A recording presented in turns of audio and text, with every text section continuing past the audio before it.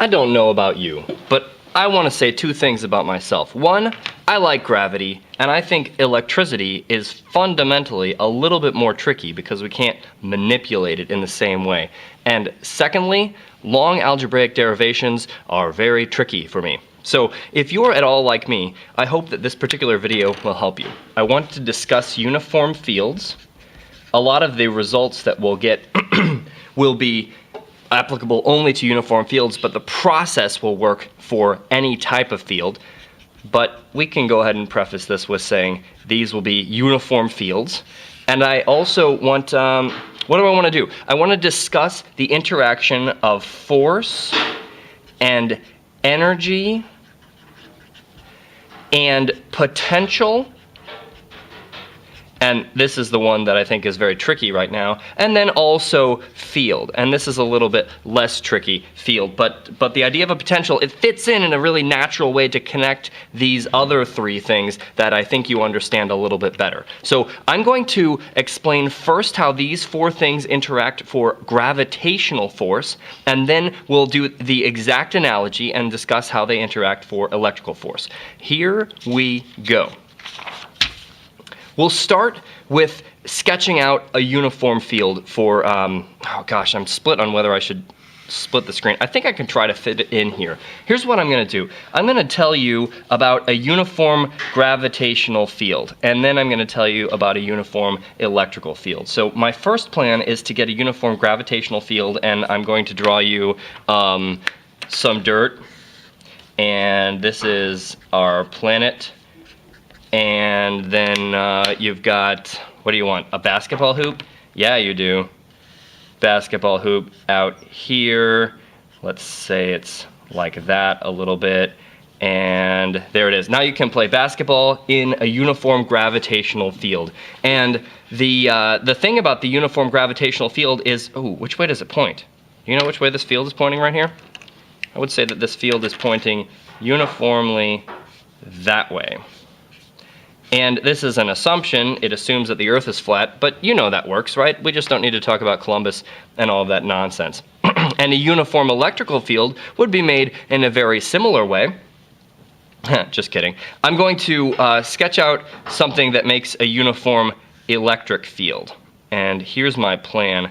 I want a sheet of metal like a capacitor, but in this case I'm going to actually make it a chunk of metal right here. Oh, I am going to run out of space. And then I'm going to put a similar one over here just facing the other direction and see what we can do with this. So in between these two we're going to have a uniform electric field if we do a certain thing. I want to put positive charges here and I want to put negative charges here. And we'll have an electric field that points which way? Well, you tell me, right? I think it points over that direction, uniformly inside of it. So uniform electric fields require some particular effort to make, and uniform gravitational fields are a part of your everyday interaction. So that's the first reason, I think, the first justification for these being a little bit simpler to understand and this being a little bit more esoteric. So we've got an electric field right here, and we've got a gravitational field right there. I'm using a lowercase g for a particular reason. So I promised that we'd start with force. And let's go with, yeah, pink. Force in a gravitational field is m times g. And force in an electric field is Q times E. So this is how much mass you've got, and this is how big the field is. This is how much charge you've got, and that's how big the field is. In order to go from force to energy, we're thinking about force, and we're trying to get work out of that. So we'll use green to show the process here. To go from force to energy, I need to integrate over distance.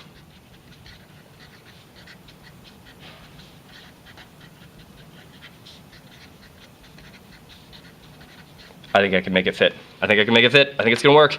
Energy is next. And if I integrate over distance, it doesn't matter where I go side to side. So we, instead of writing m times g times d, we write m times g times delta s or something, m times g times x. We don't do any of that nonsense. We know that it only depends how much we go in the direction opposite to the field, so it's m times g times h. And we'll get a very similar result by integrating over distance. I'll give you the same arrow here because it's the same process. And then we're looking to say that energy for an electric field situation, where it's a uniform electric field, that's very important, is going to be Q times E times, distance. Distance moved. And whether we're talking about a positive charge or a negative charge, I suppose I mean distance moved against the field if I'm talking about a positive charge. So we could define that right here. D equals distance. And this is not a standard definition, but I'm just trying to keep these exactly parallel to each other. Distance moved against the field is actually the opposite of the standard definition. Usually you put a minus sign out here and say d is the distance moved with the field. But I'm going to say that d is the distance moved against field. And in this case, h is the distance moved against our field as well. So that gives us some nice symmetry. And then we need to know how to get from energy to this idea of potential. Here we go. And I want to divide by, and here it depends whether we're talking about gravitational or electric. Notice that in this one we've got a mass and in this one we've got a charge. These mass and charge quantities are what governs how a particle feels the force. Something with more mass feels more gravitational force. Something with more charge feels more electric force. And you see that right here. That's what governs how much force is being felt. So we're going to divide by charge or mass, depending on the circumstance of the problem. Close the bracket. And we'll get the same process here. And in this case, I'm going to be saying, where am I going? Pink. This is potential.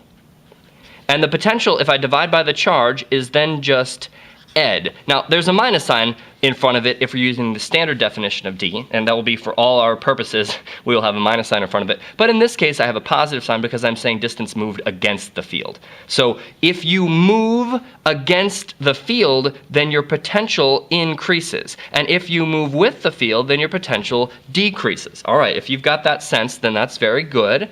This potential over here will be, I'm dividing by m, so this is a thing called g times h. That's a little bit funky. But I guess the potential represents, it's energy divided by how much oomph you've got.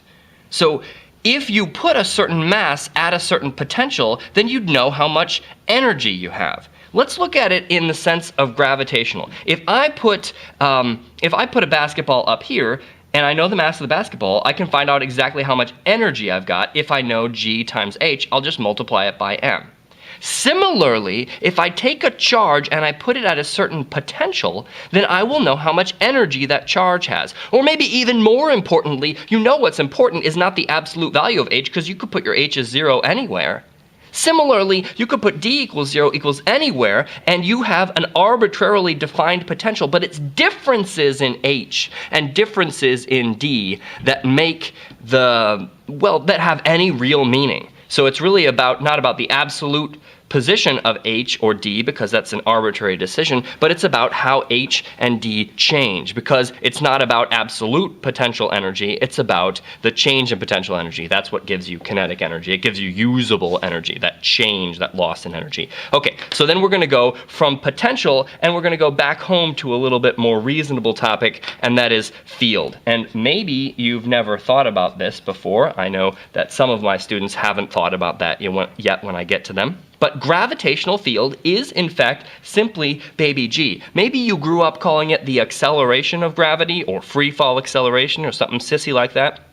This is the strength of the gravitational field. And how did we get there? Well, we divided by, oh no, it wasn't just division. We actually differentiated with respect to distance. And simply because it was linear in distance, we just got rid of the distance. So it looks like division, but we're differentiating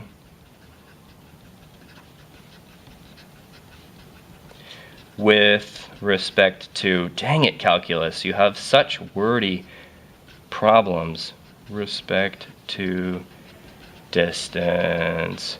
And there's not going to be any surprise when we do it over here. If I differentiate that with respect to distance moved, then I'm going to find the field to be E. What good news. So this is fantastically simple. The calculus is absolutely trivial. You integrate over distance when there is no distance, you've got a distance. You differentiate with respect to distance when distance is linear, your distance is gone. That's simple, and that's because these are uniform fields. In the case where we have a point charge or gravitational force in an between two point objects. Now that is where the calculus becomes a little bit more annoying. It's not difficult by any means, but it's a little bit more annoying and it's a little less clear. So this is what I'm looking for you to understand. I'm going to do one final graph on here, and it's going to have to be in black and over this stuff.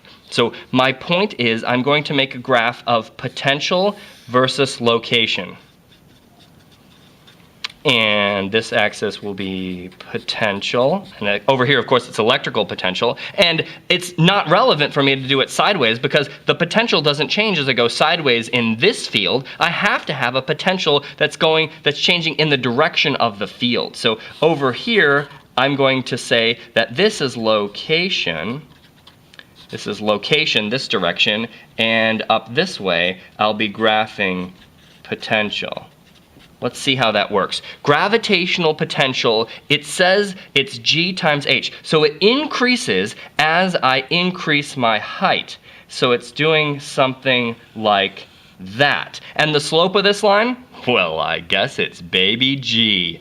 Ah, and the slope of this line indicates the strength of the force as well. So it indicates the strength of the field and it implies the strength of the force. Similarly, well, inside of this conductor, there's a little bit of a hint. Inside of the conductor, the potential doesn't change at all.